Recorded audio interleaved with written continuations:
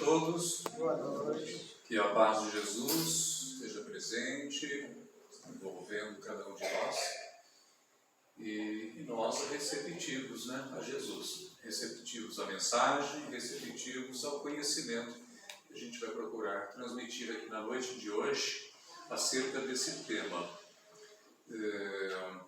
É a primeira vez que eu abordo esse tema em 40 anos que eu estou no espírito, né? Porque eu lá desde o meu primeiro ano que eu já estou falando em público, então 40 anos falando em público. E eu só abordei assim na nossa casa quando dentro de uma sequência do Evangelho caiu esse tema. Mas eu nunca o peguei para abordar fora, abordar em outras casas.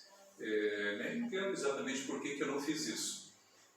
Parece até que essa questão do divórcio é um tema assim bem definido, bem claro para todo mundo, e que já não gera polêmica, né, como em outras épocas, e talvez até por isso a gente acaba não dando muita atenção.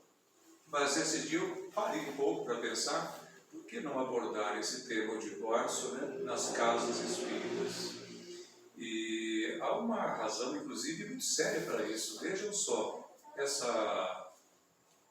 Não, é que aqui me aparece o contrário, né? Eu estou vendo aqui, eu tenho duas telinhas, uma que antecipa a outra. Estava olhando a telinha errada aqui. Vejam só essa informação. No Brasil, 1 em cada 3 casamentos acaba em divórcio. Então essa é uma informação muito séria, muito delicada. 1 em cada 3 casamentos. Agora, vocês sabem quantos casamentos nós temos atualmente, em média, no Brasil, por ano? Mais de 900 mil casamentos. E agora, se 1 em cada 3 termina em divórcio, é uma quantidade muito grande. Então, eu pensei, não é um assunto para a gente deixar de lado, não é um assunto para a gente ignorar, um assunto que já está resolvido, não. Ele está resolvido em termos de legislação, em termos de consciência, porém, ele não está resolvido em termos de vivência, em termos de compreensão, né, do significado de um divórcio na vida das pessoas, na vida de um casal, na vida das famílias. Então, é interessante, sim, a gente abordá-lo, e nós vamos abordá-lo principalmente aqui, pegando o material do Emmanuel, né, do livro Vida e Sexo. E eu vou seguir textualmente depois, a gente vai lendo e comentando frase a frase. Mas antes disso, vamos ver aqui algumas informações. Vou começar pela definição do divórcio, né? Que o divórcio pode ser definido como sendo o rompimento legal e definitivo do vínculo de um casamento civil, formalizado através da justiça ou através de um cartório de registro civil. Então, em obediência às leis, quando se casa, né, faz todo o registro devido. E no final de um casamento, se ele termina, então ele também tem que ser feito, né, em obediência a esse registro junto às nossas leis dentro de um cartório, né? Então aí se caracteriza, se define o divórcio pelo aspecto legal. Mas nós não vamos ficar batendo nisso, tá, gente? Aqui nós temos algumas informações, e antes de entrar em Emmanuel, eu gostaria de a gente ver rapidamente esse slide, onde nós vemos aqui as 12 razões mais comuns de divórcio que saiu na revista Isto É. Mas isso aqui é fruto de uma pesquisa. Outras pesquisas podem trazer informações também diferentes, tá? Mas não deixa de ser interessante para as nossas reflexões iniciais, para a gente ver a seriedade de um divórcio. Então aqui, vamos pegar aí primeiro, problemas de comunicação. Falta de uma comunicação adequada e às vezes até falta total de comunicação, né? De um casamento que está aí, digamos aí, alguns meses, um casamento de 1 ano, um casamento de muitos anos, um casamento de 30 anos, que de repente entra em crise e as criaturas param de se falar, param de se conversar, de dialogar, e aí as coisas só pioram. Então eu acredito que o problema de comunicação não é o problema central. O problema central é outro. O que está havendo falta de comunicação para encaminhar aquilo que de fato está afetando a vida do casal. Né? O segundo, falta de amor. Se não há amor, nada vai adiante, não é? Nada, não é só casamento, qualquer coisa. É uma profissão, é um trabalho, é uma empresa, é uma amizade. Morreu o amor, morreu tudo. Falta o essencial. O amor é a essência da vida. Né? Faltou o amor. Não é indiscutível que se não se trabalhar, não se buscar resgatar o amor, o casamento pode ir realmente à falência. Falta de intimidade.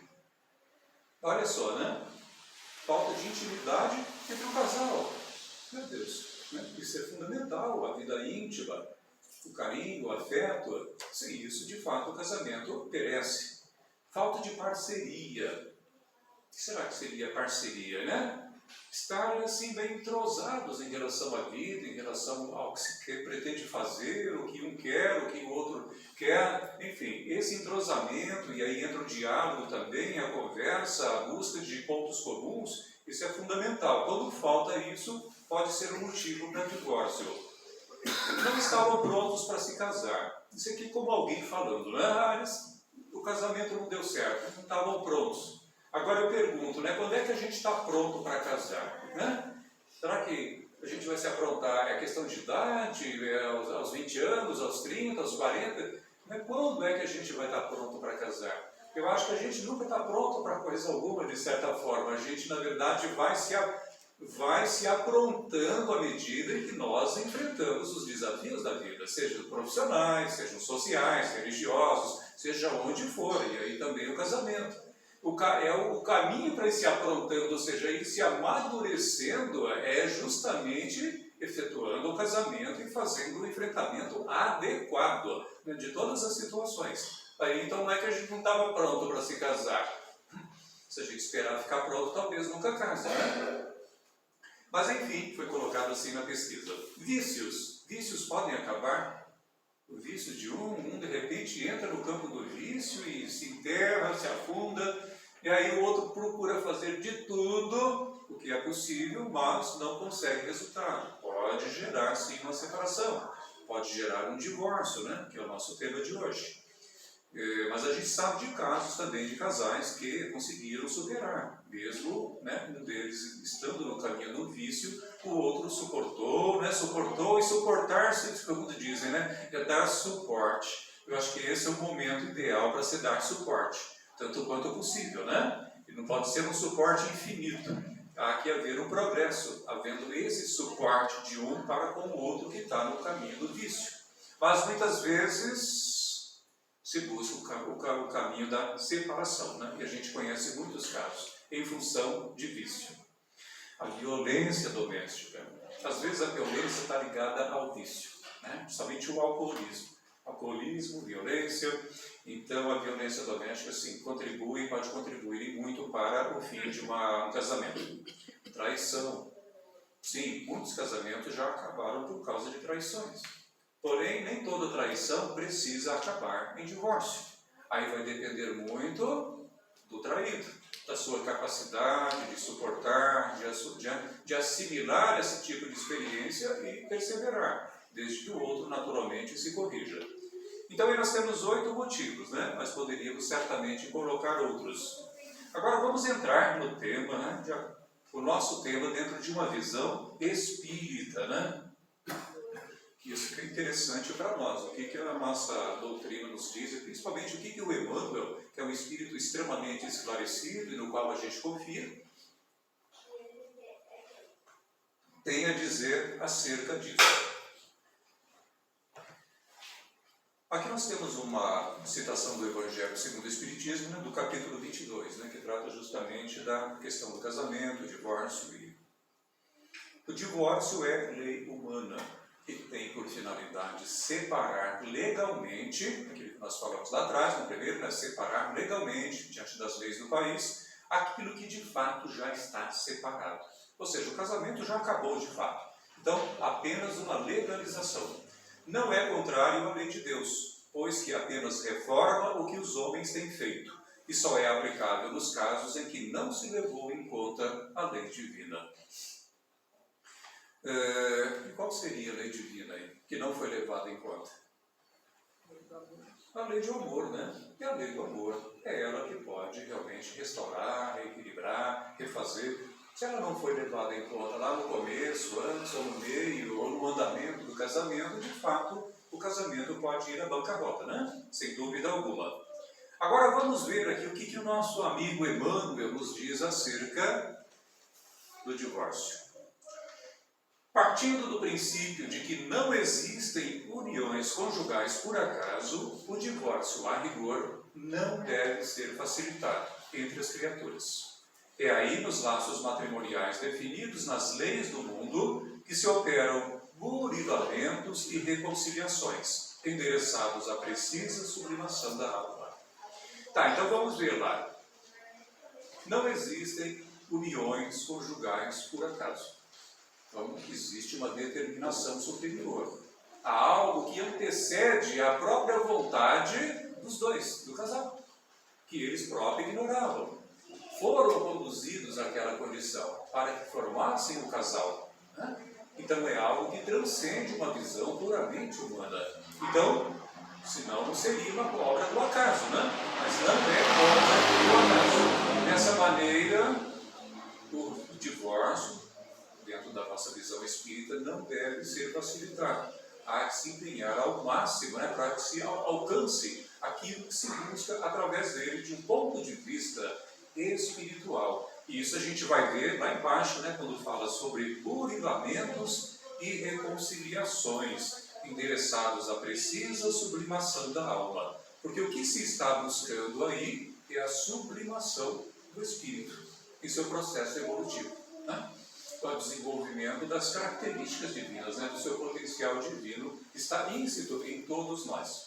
E aí o casamento cumpre um papel importante, é um caminho importante, é uma oportunidade muito importante que a criatura tem. É claro que a gente, nem todos precisam casar, não vão se sentir mal, porque eu não casei. Não, mas a pessoa pode assumir outros tipos de compromissos, né, outro tipo de casamento. Na área social, nós podemos realizar um casamento maravilhoso, né? Fica à mercê da vontade da pessoa, da sua determinação, das suas escolhas. Né? Um padre, o que os padres fazem? Os padres optam pelo celibato, mas eles vão, obviamente, se dedicar a toda uma comunidade. Então, isso é também algo significativo. O casamento será sempre um instituto benemérito, sem dúvida alguma, né? Acolhendo em flores de alegria e esperança aqueles que a vida aguarda para o trabalho de aperfeiçoamento e perpetuação. Aperfeiçoamento, né? O aperfeiçoamento intelectual, o aperfeiçoamento moral, emocional, o aperfeiçoamento da capacidade de se relacionar, né? De renunciar, de sacrificar, de ser solidário, de ser companheiro, companheira. Tudo isso está implícito, né, numa relação conjugal, sem dúvida alguma. Além de que também contribui para a própria perpetuação da espécie. Com ele, né, o casamento, o progresso ganha novos horizontes. E a lei dos renascimentos atinge os fins para os quais se encaminha. O progresso ganha novos horizontes, sem dúvida alguma. Uma coisa é nós levarmos uma vida sempre única, né? De solteiro, sem compromisso, de casamento, e isso não é nenhum pecado, viu, gente? Não é nenhum pecado. Às vezes a criatura veio para viver dessa forma. Porém, com o relacionamento conjugal e todos os desafios e situações que a vida conjugal apresenta, há possibilidades que aquele que vive, ou aquela que vive sempre sozinho, nunca vai conhecer, não vai entender, simplesmente porque não vive aquelas situações. Então, o casamento trará, sim, desafios, porém também possibilidades novas de crescimento e de progresso. E aí, a lei dos renascimentos, né, da reencarnação, atinge os fins para os quais se encaminha. Ocorre, entretanto, e aqui a gente já começa a mudar um pouquinho, né, aqui já começa a surgir a visão do problema do casamento. Ocorre, entretanto, que a vida jamais institui ou instituiu princípios de violência. E o espírito, conquanto em muitas situações agrave os próprios débitos, dispõe da liberdade de interromper, recusar, modificar, discutir ou adiar transitoriamente o desempenho dos compromissos que abraça. Compromissos que abraça, né? Todos nós abraçamos compromissos quando nos casamos, quando estabelecemos os laços conjugais.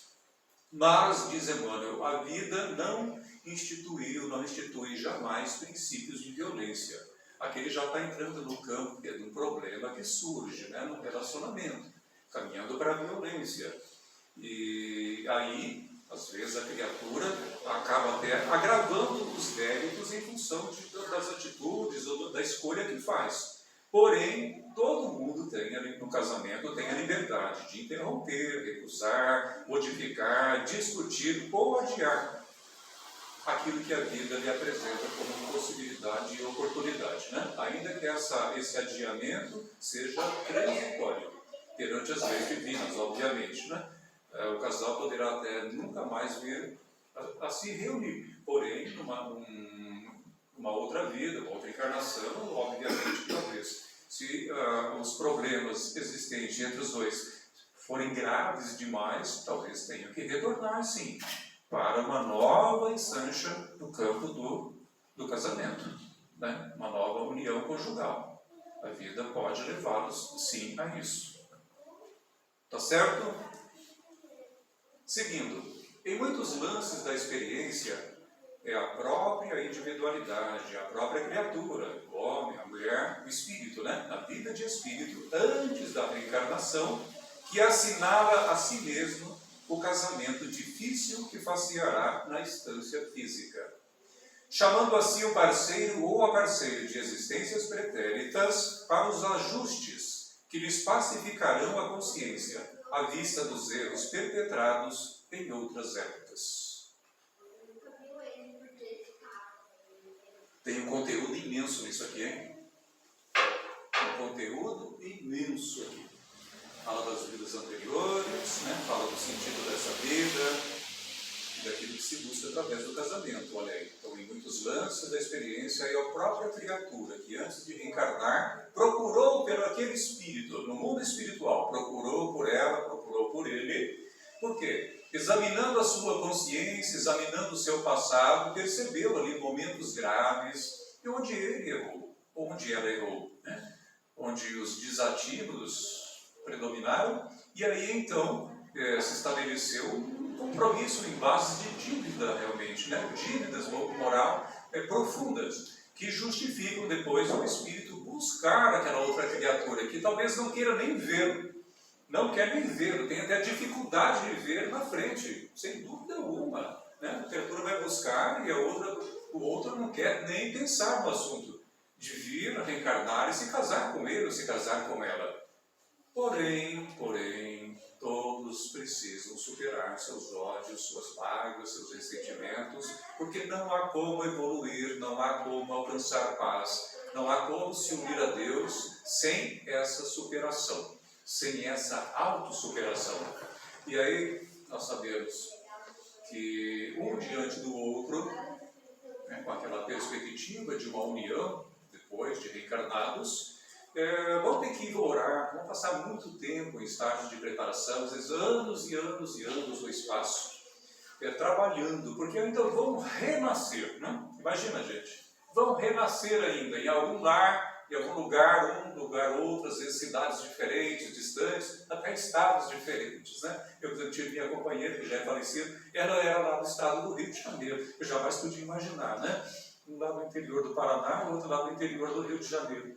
Então a gente acaba tendo as experiências que precisávamos, né? Daí vem uma filha, inclusive, então não há nada por acaso, né? Porque quando vem filho, principalmente, é o coroamento realmente de um compromisso que foi estabelecido.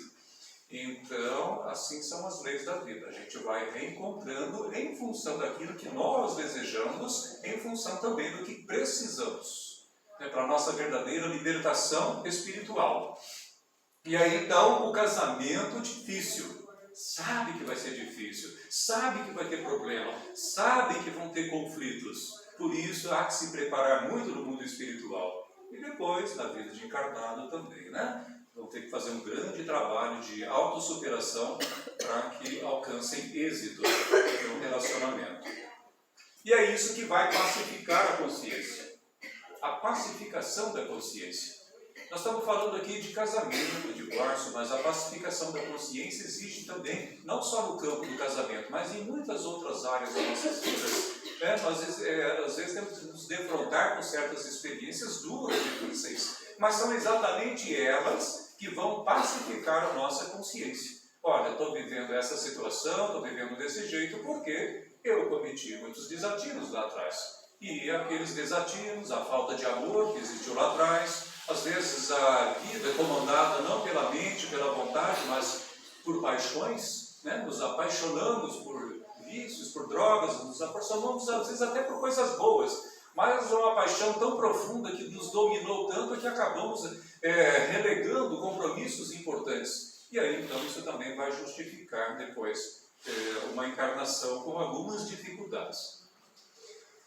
Reconduzida, porém, à ribalta terrestre, né, ao plano terreno, já reencarnados, e assumida a união responsabilícia, ou seja, já houve o casamento, que atraiu a si mesma Eila, desencorajada à face dos intessos que se lhes desdobram à frente. Então aqui a criatura reencarnou, já se deparou com o amor, né, que pretendia, se casaram, porém começam a surgir as dificuldades, os intessos. E aí a criatura começa a se sentir desencorajada. Desencorajada no momento em que precisa realmente da coragem. E às vezes essa coragem de falar, tem que ser corajoso, enfrentar, brigar, não se trata disso, né? Às vezes a coragem aí significa ser mais paciente, ser mais compreensivo, ser mais amoroso, né? Ser mais amável. Coragem de ser isso, né? Isso exige coragem. A coragem fala, não, eu vou renunciar. Eu quero aprender a renunciar. Eu quero aprender a vencer os meus vícios. Eu quero aprender a vencer minhas tendências orgulhosas, agressivas. Porque são esses motivos de finais de casamento. Eu quero aprender a me superar. Eu quero crescer com esse relacionamento. Eu quero me desenvolver, né? Aí sim, você vai encontrar em si mesmo força e motivação para superar as dificuldades. Por vezes, o companheiro ou a companheira volta ao exercício da crueldade de outro tempo. Casou e a criatura, depois de um certo tempo, já começa a mudar o comportamento, já parece que nem é aquela pessoa que casou, né? Já começa a se tornar cruel, começa a abusar da liberdade que tem perante o cônjuge, seja por meio do menosprezo, do desrespeito, da violência, da deslealdade. E o cônjuge, né, prejudicado, nem sempre vai encontrar em si os recursos que precisa para se sobrepor aos processos de dilapidação moral de que é vítima. E aí a criatura às vezes não suporta, né? Ela não consegue encontrar em si mesma uma força psicológica, emocional, para se sustentar diante das dificuldades que o casamento está apresentando. Ela não encontra em si. Bom, compelidos muitas vezes às últimas fronteiras da resistência, é natural que o esposo ou a esposa relegado ao sofrimento indébito, né? Indébito, sofrimento que não precisava, ela não tem, digamos assim, nessa encarnação dívida que justifique aquilo. Não, então, sofrimento indébito. E aí, então, ela pode se valer do divórcio por medida extrema contra suicídio ou o homicídio, ou calamidades outras, que lhes complicariam ainda mais o destino. Então, é o caso em que é melhor separar, é melhor divorciar, do que caminhar por uma situação dramática ou até desastrosa, né? Isso aí seria um problema. Na verdade, não contribuiria e ainda prejudicaria e pioraria a situação de um e talvez de outro, de ambos, né? Diante das leis divinas. Então aí se justifica um divórcio, quando há o risco até mesmo de um suicídio, de um homicídio. Infelizmente a gente tem visto aí muitas situações, né, de homicídios. A nossa imprensa também adora, né? Mostrar isso, né? Não mostra muito o lado bonito, os esforços que são feitos, os casais que estão em luta, preferem mostrar apenas aqueles que terminam em feminicídio. Então dá a impressão às vezes que parece que está acontecendo isso por todo lado, porque não se olha também o positivo, não se olha também os que se esforçam, porque isso não dá ibope, né? Não dá, infelizmente, né? Infelizmente, as notícias ruins, as tragédias, as desgraças chamam a atenção e nós ainda por afinidades, porque se não tiver afinidade a gente não se interessa, nos deixamos, né, levar e às vezes perder muitas horas acompanhando noticiários desse tipo, que apenas enfraquecem o nosso campo psíquico. Então aí nós temos a liberdade, né, gente, de escolher o que nós queremos ver, ouvir, assistir. E quando vemos, assistimos, ouvimos, que haja um discernimento, que haja um filtro, né? Que a gente saiba ver aquilo lá como quem está olhando de longe, está vendo o que está ocorrendo, para não ignorar uma realidade do mundo, porém sabendo trabalhar aquilo positivamente. Né? Que isso desenvolva ainda mais a nossa vontade de servir e de trabalhar, para que isso diminua, né? E com o tempo desapareça do planeta, mas não para que seja motivo de enfraquecimento, de raiva, de revolta, de ódio, onde nós também acabamos perdendo, né? Não há nenhum ganho com isso. Seguindo, nesses lances da experiência surge a separação, a maneira de bênção necessária. E o cônjuge prejudicado encontra no tribunal da própria consciência o apoio moral da própria aprovação para renovar o caminho que lhe diga respeito, acolhendo ou não uma nova companhia. E aí então surge a separação como bênção. É uma bênção, nesses casos é uma bênção. E aquele que se sentiu abandonado, traído, com a separação se legaliza, pode buscar uma nova companhia, né? Pode buscar ter um novo relacionamento, tem todo o direito, tem essa liberdade. Óbvio que não nos é lícito estimular o divórcio em tempo algum. Então essa é a posição do espírita, essa é a posição do espiritismo. Não estimular o divórcio. Ah, casou, não está indo bem, larga, deixa para lá. Não, a gente olha, as pessoas quando estão passando por dificuldades no casamento, às vezes o casamento está mal iniciando, surgem essas opiniões negativas, pessimistas, né? Onde se resolve facilmente o problema do outro, né? Estimulando a separação. Gente, não é assim, né? Isso é a demonstração pura da ignorância. Isto é a expressão de ignorância. Ignoram as realidades da vida, o significado de um casamento, tudo que está envolvido nisso. E a gente está vendo um pouco disso aqui hoje, né? Então compete-nos tão somente reconfortar e reanimar os irmãos em lide, nos casamentos de provação. Será que quantos por cento nós temos de casamentos de provação? Será que é uns 50%, 60%, 20%, 90%? Será que a maioria dos casamentos são de provação? Eu acredito que sim. Eu acho que é muito acima de 50%. Eu acredito que a maioria dos casamentos são de provação. São espíritos que estão ali, não como grandes parceiros da vida, mas realmente que estão ali com um esforço muito grande de autossuperação, né? E com, às vezes, imensas dificuldades para poder manter o casamento até. Às vezes isso não ocorre logo no começo, né? Pode ocorrer uma grande dificuldade, uma aprovação maior ali depois de 10 anos, 20 anos, 30 anos. A gente tem sabido de casos aí, de casamentos que acabam depois de 40, 50 anos, ou até mais. Então surge às vezes um momento de prova, de provação, e acabam não suportando, né? Acabam não suportando a prova.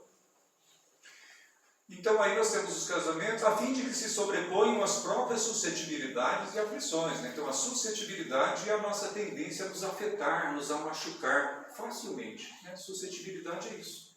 Uma palavrinha, um gesto, uma coisinha fora do lugar, pronto, às vezes já é um motivo para já se desequilibrar, já ficar nervoso, já ficar irritado, e a repetição desse comportamento vai incomodando tanto o outro que chega um momento que fica insuportável, não é o casamento. E as aflições que naturalmente surgem, né? Vencendo aí as duras etapas de regeneração ou expiação, que rogaram, né? Que pediram antes do renascimento no plano físico. Mas enfim, como diz Emmanuel lá atrás, nós temos essa liberdade. Nós podemos fazer a escolha da separação, do divórcio, mas não, o Espiritismo não estimula a separação, né? Não estimula de forma alguma. Busca esclarecer o sentido transcendente do casamento, né? Isso sim, busca explicar, e é o que a gente está procurando fazer aqui hoje, para que a gente, compreendendo o sentido que transcende o material, né? Transcende o humano, a gente possa encontrar no esclarecimento mais forças e motivação para as nossas lutas, né? Seja no casamento ou em qualquer outro setor da nossa vida. Mas ainda assim, diz Emmanuel, que é justo reconhecer que a escravidão não vem de Deus, e ninguém possui o direito de torturar ninguém face às leis eternas, né? Isso reforça tudo que a gente falou até aqui. O divórcio, pois, baseado em razões justas, é providência humana e claramente compreensível nos processos de evolução pacífica. Se o divórcio vai contribuir para pacificar um e outro e favorecer, né, a evolução, o progresso de ambos, então é melhor que seja assim. No dia eu conversava com uma amiga, isso já foi muito tempo de mocidade ainda, eu lembro que ela estava falando sobre esses assuntos, ela me disse num certo momento sobre questão de casamento, separação dos pais. Eu falei, olha, quando meus pais se separaram foi a melhor coisa do mundo que me aconteceu, que foi aí que ela encontrou paz, né? Ela encontrou paz, porque ela não tinha paz no relacionamento dos pais, né? Então, para ela foi uma coisa que foi uma solução, ela ficou feliz com isso. Mas nem sempre, né? Cada casamento é uma sentença, né? Cada caso, cada filho, filha, outros já impõe grandes dificuldades para a separação dos pais, inclusive. Cada casamento, cada família tem a sua realidade espiritual. A gente já está fechando aqui, tá? Efetivamente ensinou Jesus, não separeis o que Deus juntou. E se não buscarem separar aqueles amigos que se enlaçaram pelos vínculos do casamento e que desejam a separação, toca-nos unicamente a obrigação de respeitar-lhes a livre escolha, sem ferir-lhes a decisão. Ou seja, aceitar, né? E procurar apoiar e amparar a cada um. Esse é o nosso trabalho de cristãos, espíritas que somos, ou que pretendemos ser. E assim a gente encerra a nossa exposição de hoje, aí, esperamos ter trazido alguma coisa, pelo menos sugestionado algumas reflexões em torno do casamento. Tá bom? Muita paz a todos. Eu vou passando aqui.